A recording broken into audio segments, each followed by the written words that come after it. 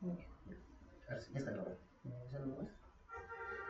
Y ahora sí, todo lo que hagas ya después ya está grabado. Es todo. Bien. Buenas noches, colegas. ¿Aló? ¿Se escucha? Hola. Buenas noches, doctora. Sí. Buenas noches. ¿Se está compartiendo la pantalla? ¿Me confirman, por favor? Todavía no, doctor. Ya, un segundito.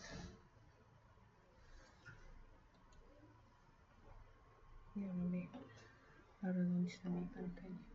Esto. Esto es... No, esto es tu... Sí, pero ¿cómo puedo compartir? Supuestamente aquí tiene que ser porque no va a entrar tu Meet. Tal vez sea porque no estaba habilitada la edición. A ver, ahora nuevamente me entro acá, ¿no? Sí. Y de nuevo. A ver. Sí, abrirlo y preguntar si se ¿Ahora se ve?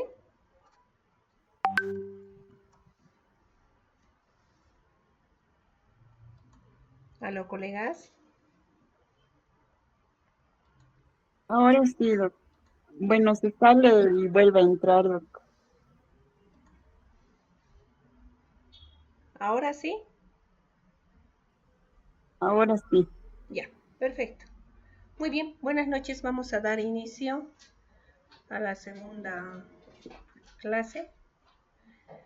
Y bueno, un pequeño recordatorio de la anterior clase que ha quedado un poco de lagunas, ¿no?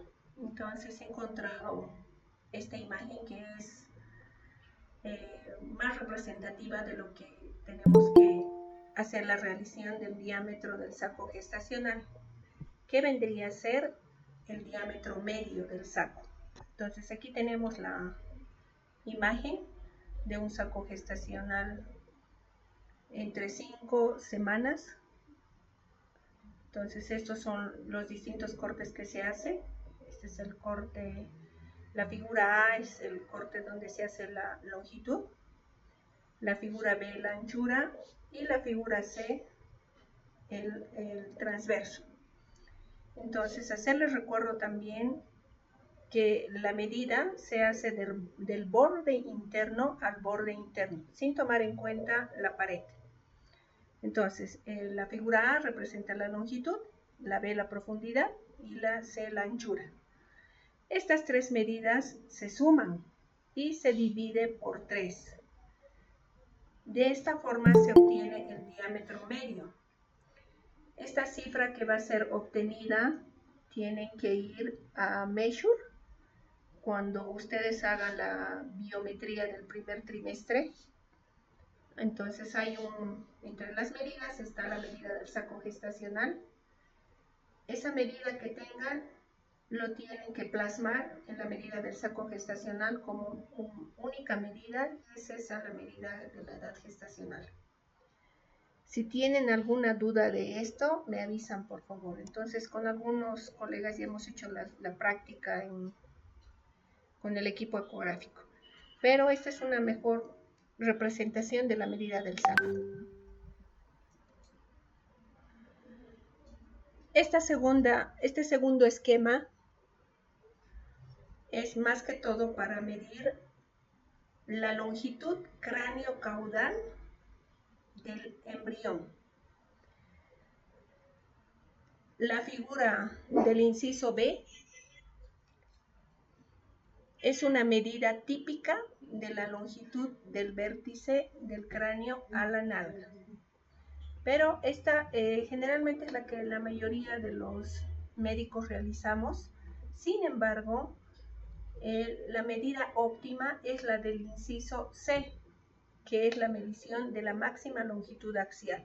Si ustedes se fijan, en la figura B se está midiendo de la parte media de la calota del cerebro a la parte final del sacro. Pero esa es, digamos, la medida típica, la que hacen la mayoría de los médicos ecografistas e incluso imagenólogos. Pero la medida ideal es esta. Esta es la medición de la máxima longitud axial, que si bien no está al medio, está casi al borde de lo que vendría a ser la región frontal, hasta la punta del sacro. Y hay otra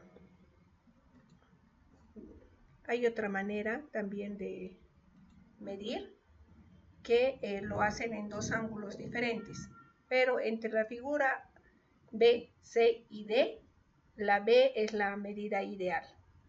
¿Hasta ahí alguna pregunta antes de que pasemos a la ecografía de nivel básico?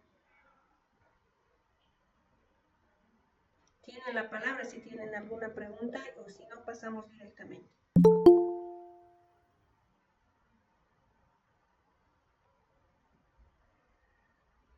Bueno, entonces vamos a pasar a lo que es la ecografía a nivel básico. En la sistemática de exploración de la ecografía a nivel básico debe incluir la estática fetal, donde en la estática fetal se va a ver la gestación, si es única o múltiple, la situación del producto, si es longitudinal, transversa u oblicua, la presentación, si está cefálica o podálica, también la vitalidad fetal. La vitalidad fetal se valora más que todo por la frecuencia cardíaca, si es positivo o negativo. Haciendo un poquito recordatorio de lo que es la estática fetal, tenemos que los conceptos de situación, posición, presentación y actitud, los que generalmente vamos a utilizar para describir la estática fetal en ecografía, va a ser la situación, la posición y la presentación. Entonces, la situación va a ser la relación que va a tener el eje longitudinal. Un segundito, por favor, voy a admitir a sus compañeros.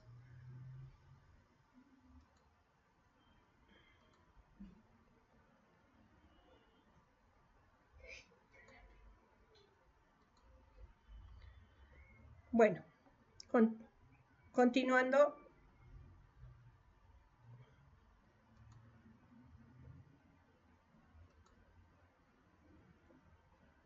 Bueno, vamos a continuar. Entonces, la situación es la relación entre el eje longitudinal del feto y el de la madre. Esta puede ser longitudinal, transversa y oblicua. La posición va a ser la relación de alguna parte determinante del feto con respecto al conducto del parto. Las partes fetales pueden ser el occipucio, el mentón y el sacro fetal. Y las partes del conducto son derecha, izquierda, anterior y posterior. En cuanto a la presentación, va a ser la parte del cuerpo fetal que se encuentra más avanzada en el conducto del parto. Esta presentación puede ser cefálica o pélvica. Bueno, haciendo también una introducción a lo que es la ecografía a nivel básico, tenemos que determinar por ecografía la situación y la presentación fetal, la detección de la actividad cardíaca fetal. También tenemos que identificar el número de fetos en el útero, la determinación de la localización y posición de la placenta, la estimación del líquido amniótico y las medidas de la biometría fetal.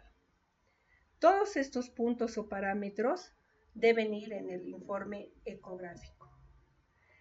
Según la ISOU, que es la Sociedad de Gineco-Obstetricia, esta ecografía básica debe tener todos estos puntos necesarios para hacer un buen informe ecográfico. Debe describir la viabilidad fetal y los movimientos fetales. ¿A qué se refiere a la viabilidad fetal? A la frecuencia cardíaca. Y movimientos fetales a los movimientos que se observa cuando nosotros realizamos la ecografía. Los movimientos fetales no van a ser detectados por la madre,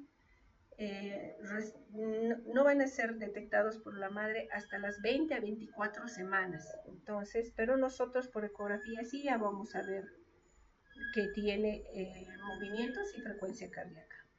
La demostración de la presencia de embarazo único múltiple, la valoración de la edad gestacional y la comparación de valores biométricos con la edad gestacional. Obviamente nosotros el primer dato que siempre llenamos es la fecha de última menstruación.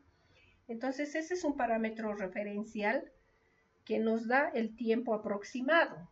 Del 100%, el 80-90% de las mujeres pues no conocen su FUM o su FUM es incierto. Entonces, eso tenemos que valorar y comparar. La valoración también del tamaño fetal y el registro de medidas biométricas. Bien sabemos que el tamaño fetal, lo que es la longitud cráneo-caudal, se puede medir antes de las 12 semanas.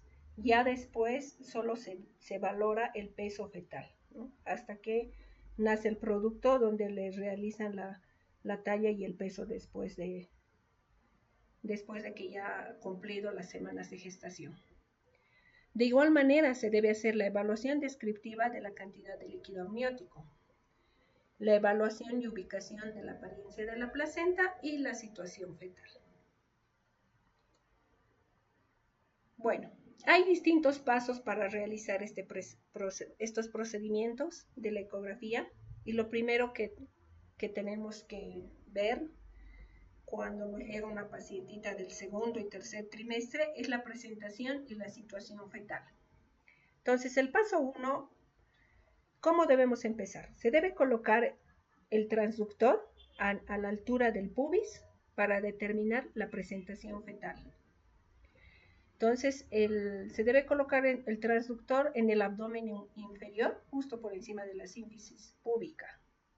La línea punteada representa la posición y la orientación inicial del transductor. No se olviden que el marcador del transductor debe ir a su derecha de ustedes.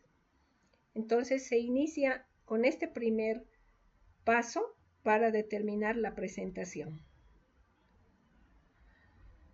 Bueno, aquí visualizándolo ecográficamente, entonces vemos que se ve la cabecita del producto, por lo tanto decimos presentación cefálica.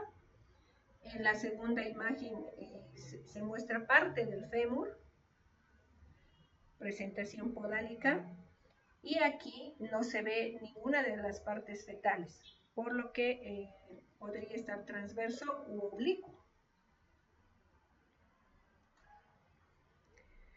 El paso 2 que se debe determinar es la actividad cardíaca fetal.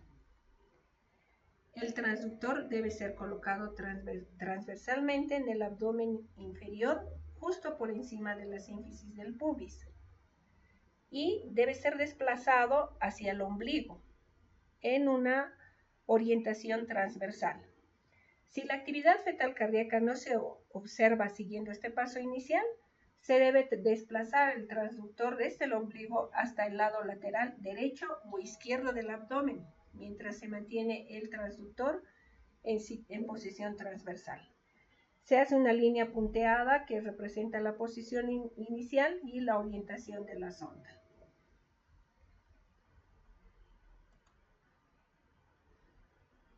El paso 3 es para determinar el número de fetos. También por un movimiento transversal del transductor determinamos el número de fetos en la cavidad uterina. Se debe tener en cuenta que la cavidad uterina ha sido escaneada desde la sínfisis hasta la cabeza de la paciente a lo largo de líneas imaginarias longitudinales que se realizan hacia la parte cefálica de la paciente, y mientras se mantiene la orientación perpendicular del transductor en relación con el piso. La línea punteada representa la posición y orientación inicial del transductor para cada maniobra, es decir, que tiene que subir en forma ascendente para ver el número de fetos. Si se dan cuenta, este movimiento de sondeo general se hace en forma transversal, empezando desde la sínfisis del pubis, abarcando casi toda la cavidad abdominal, ¿no? Tenemos la primera línea, la línea 1, la línea 2, que justo pasa por el ombligo, y la línea 3. Y así pues estamos seguros que vamos a determinar el número de fetos en la cavidad uterina.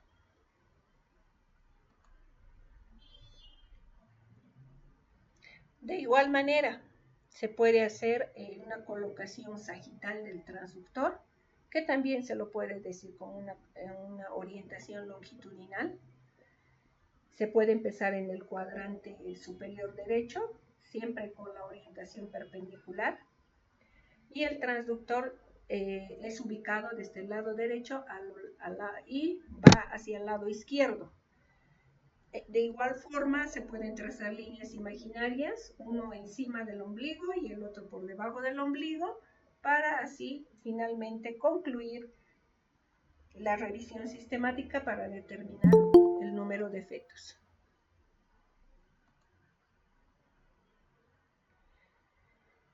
El paso 4 va a ser la ubicación y posición de la placenta. De igual forma, se hace un movimiento sagital del transductor para determinar la ubicación de la placenta.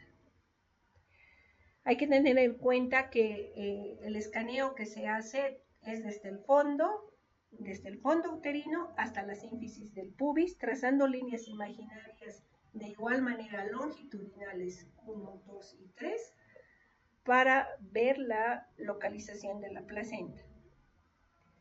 La línea punteada representa la posición y orientación inicial del transductor para cada maniobra.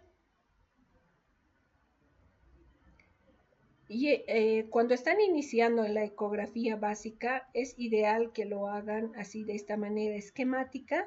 Así van a tener la seguridad de que no se les pasa nada por inadvertido. Entonces, estos son esquemas de la ubicación y posición de la placenta.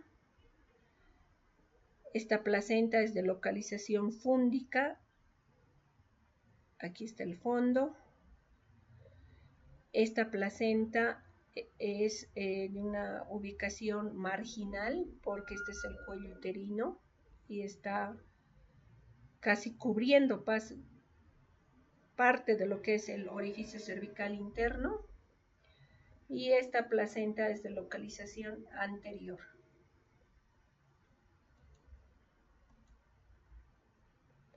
Para la estimación del líquido amniótico, de igual forma se realiza un movimiento sagital del transductor. Y tener en cuenta que la cavidad uterina ha sido escaneada desde el lado derecho hasta el lado izquierdo.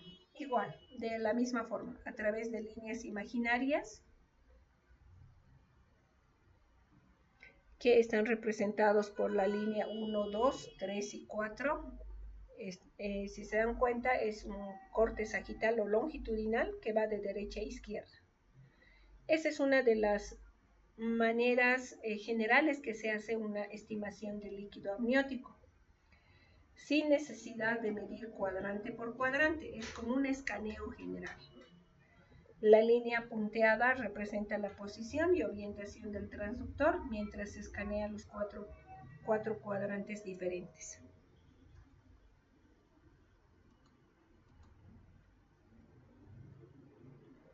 Esta es la medición del bolsillo del líquido amniótico más representativos. Hay otra manera de medir la cantidad de líquido amniótico, midiendo la cantidad del bolsillo amniótico con más volumen, ¿no? Después de hacer ese escaneo que anteriormente se les indicó, se elige el saco de mayor cantidad de líquido y se mide.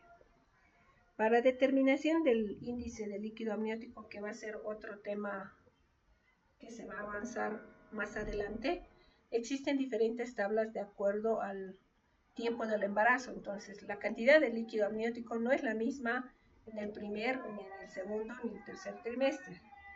Entonces esas tablas nos dan una idea general de cuánto de líquido amniótico debe tener en cuanto al tiempo del embarazo. Y bueno, una vez haciendo ese esquema básico, pasamos al paso 6, que se refiere a las medidas de biometría fetal. Las medidas de biometría fetal son 4: el diámetro biparietal, la circunferencia cefálica, circunferencia abdominal y la longitud del fémur. Bueno, aquí antes de que entremos a biometría, lo que deben considerar y que no se les tiene que ir en ningún examen ecográfico básico, ver el movimiento respiratorio positivo, si es positivo o negativo. ¿Cómo se puede ver el movimiento respiratorio en gestaciones del segundo trimestre? Mediante el movimiento del diafragma. Cuando ya son embarazos más grandes, se puede ver colocando el Doppler en la región de las fosas nasales y como el feto respira, inspira, expira, se ve el movimiento del Doppler, que lo vamos a ver en prácticas eso, pero así se puede valorar. El movimiento del tronco que se puede ver desde edades gestacionales tempranas, si son positivos o negativos. De igual manera el movimiento de las extremidades. También se considera la biometría, que enseguida lo vamos a ver, y los anexos ovulares. La localización de la placenta, que ya les he mencionado, que puede ser anterior, posterior, izquierda, derecha, si está ocluyendo el orificio cervical parcialmente o si es totalmente, o si la placenta es de inserción baja.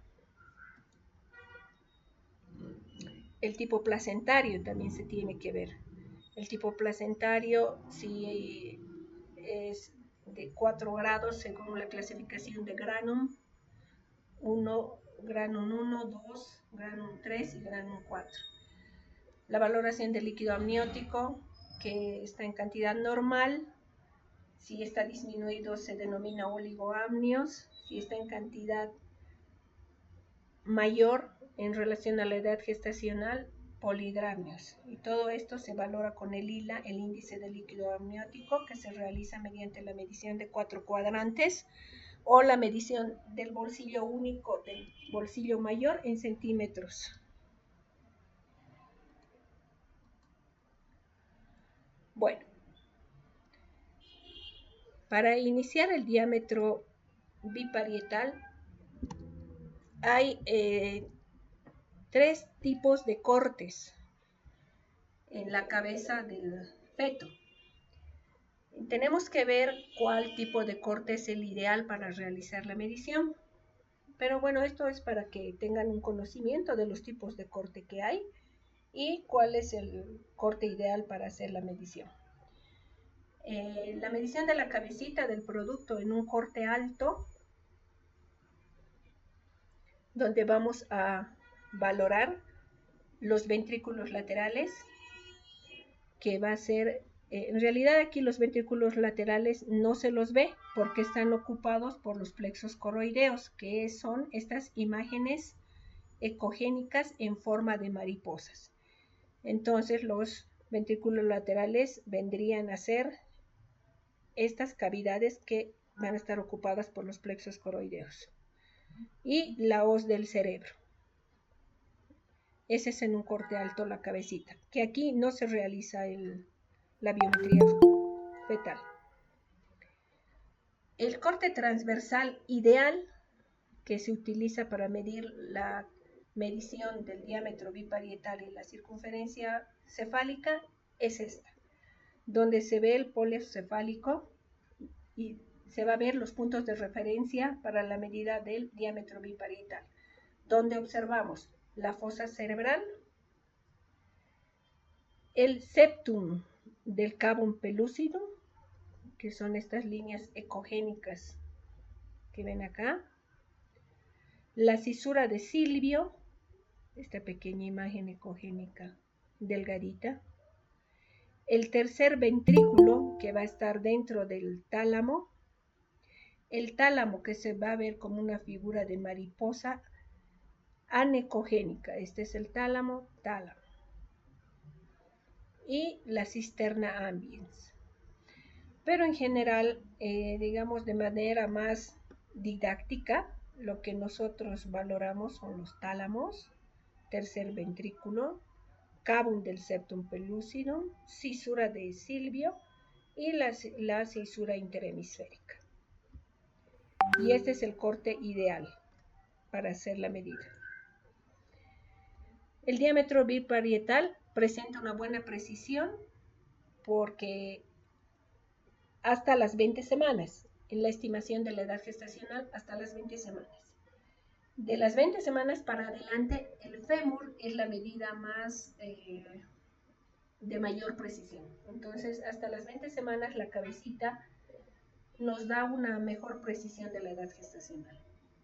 El plano de sección, el plano de sección se refiere que qué estructura se debe ver. Se debe ver a través del tálamo y del tercer ventrículo, como les decía anteriormente. Tálamo, tercer ventrículo se tiene que ver. Las calotas son finas y son lisas y simétricas bilateralmente. Como ven, tanto en la parte anterior como en la parte posterior deben ser lisas y simétricas. Y por último, este es un corte transversal de la cabecita a nivel bajo, donde se va a observar los pedúnculos cerebrales, los lóbulos cerebelosos, que son estas imágenes marcadas con la abreviatura C, la cisterna magna y la cisura de Silvio. Estos cortes, diferentes cortes alto, medio y bajo, en general se los debe hacer como rutinario para ver si no hay acumulación de líquido dentro de los ventrículos, presencia de hidrocefalia, pero obviamente se hace un escaneo rápido y para medir nos debemos quedar en el corte medio. Este es el corte transversal a nivel del cerebelo, este es el cerebelo, esta imagen. Y por detrás del cerebelo se mide la cisterna magna. La cisterna magna viene a ser un parámetro de medida dentro de lo que vendría a ser la ecografía estructural morfológica que se realiza entre las 20 a 24 semanas. Que no se lo realiza de rutina, ¿no? Tendría que realizarse en pacientes que tengan antecedentes de malformaciones como ser síndrome de Down, otro tipo de trisomías o antecedentes familiares de malformaciones. En esos casos nomás está indicado la ecografía estructural morfológica. Los cursores para hacer la medición deben ir del borde externo de la pared proximal de la calota al borde interno de la pared distal de la calota.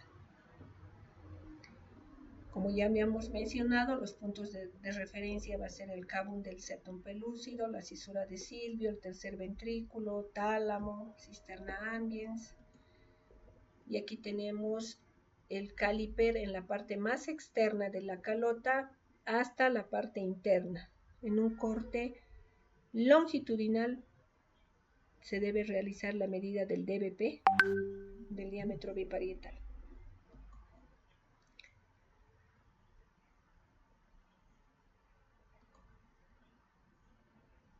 Para ver el perímetro cefálico, que es la segunda medida que se utiliza en la cabecita, la medida del perímetro cefálico debe cumplir los criterios del diámetro biparietal, es decir, que se debe ver el tálamo, se debe ver el cavum del septum pelúcido, se debe ver la cisura de Silvio, la cisura interhemisférica, y para hacer la medición de este perímetro cefálico se debe realizar de borde externo a borde externo y en forma de elipse.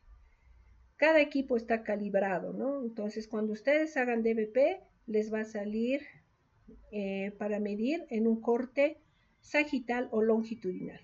Cuando pongan CP, que es la circunferencia cefálica, les va a salir, van a hacer ustedes la medida de un caliper del extremo externo al extremo externo del otro lado y les va a salir en forma de elipse.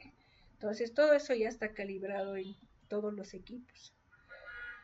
La segunda parte de la biometría es la circunferencia abdominal. La circunferencia abdominal va a ser el mejor parámetro de referencia en la evaluación del crecimiento fetal. ¿Cuáles van a ser los puntos de referencia? Van a ser el estómago, que se ve como una cavidad anecogénica, los vasos portales, donde aquí se ve el vaso portal derecha y el vaso portal izquierdo, y la columna vertebral. Entonces debe ser en lo posible una forma casi circular, simétrica, donde se tiene que evidenciar estas tres estructuras mencionadas.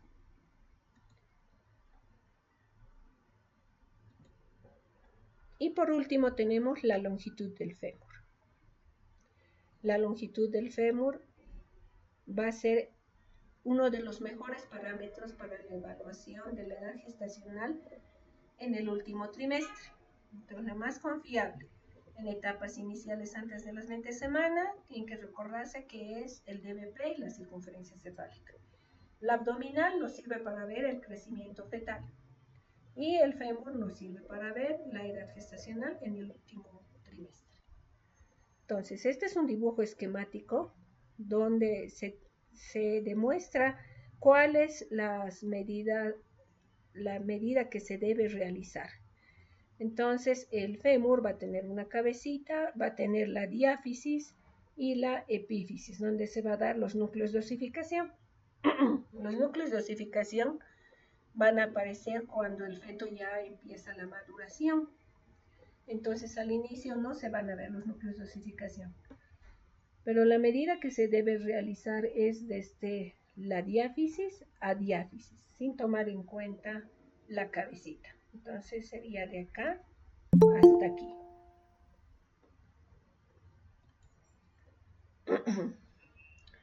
Hay otros parámetros biométricos. En realidad se puede medir todos los huesos largos de brazos y piernas, pero no todos nos van a dar la medida de la edad gestacional.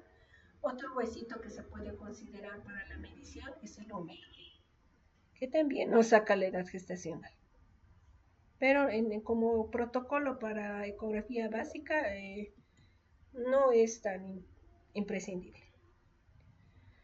Bueno, entre las conclusiones tenemos que la evaluación ultrasonográfica en el segundo y tercer trimestre del embarazo debe ser realizada de manera sistemática.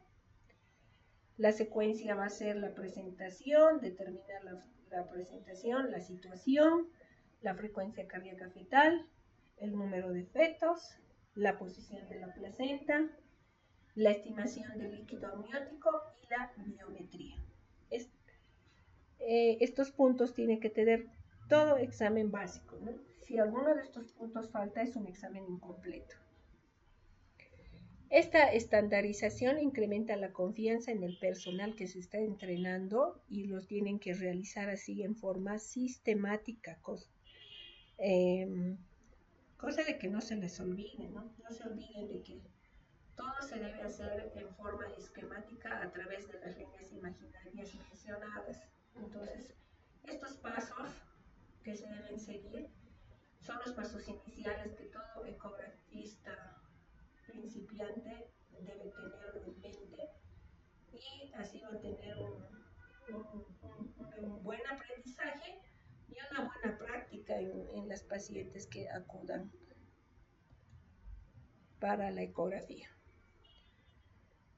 Muy bien, eso es todo. Gracias por su atención. Si tienen alguna pregunta, pues me avisan, por favor.